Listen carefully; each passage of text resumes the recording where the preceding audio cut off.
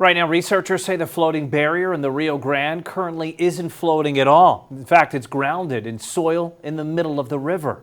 And this could have big impacts on surrounding land and the ongoing court battle. Fox SA's Jordan Elder joins us from Eagle Pass with the early results from this study with images you'll exclusively see on Fox SA. It's been nearly a year since the state of Texas installed a string of buoys much like these into the Rio Grande. Today, a researcher gave us the first insights into their long-term impacts on this ecosystem. If you go to the buoys today, you'll see a lot of vegetation growing within the buoys. You see a lot of branches, trees that are stuck up against the buoy. It's a far cry from what the floating barrier looked like before. Dr. Adriana Martinez is studying how and why this is happening. She's a river scientist that grew up in Eagle Pass, now returning to get samples from the river she grew up next to. They are not spinning in any way. They're completely lodged there, They now have tree branches and trees stuck in them. There's only a few that are floating way at the end of the buoy line, but for the most part, they're immovable right now. The state installed the 1,000-foot barrier to deter migrants from crossing in dangerous waters.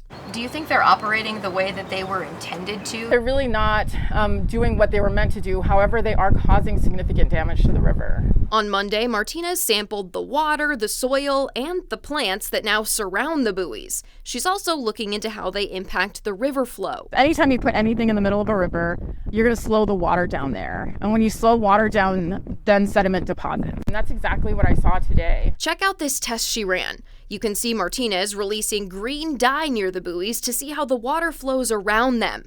That dye swings predominantly to the U.S. side of the river.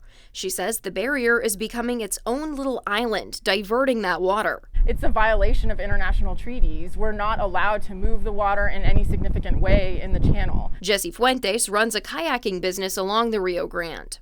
It's the beginnings of an island. He says what's happening with the buoys is concerning. They're hurting the ecosystem, and a lot of people don't see it. I do, because I take people on the river. They weren't built for this Texas heat.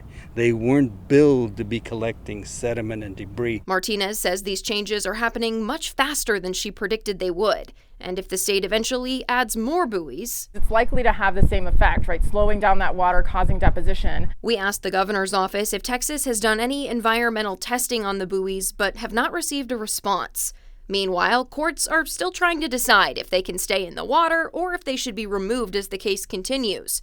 Martinez says she wants to finish this research and quickly get it to state and local leaders. I hope to publish it, but more than that, I really want to let people know what's happening. Dr. Martinez tells us it's important that this research continues. She says no matter how long the court case takes, she wants to come back out and keep studying the long-term impacts of the buoys. Reporting in Eagle Pass, I'm Jordan Elder.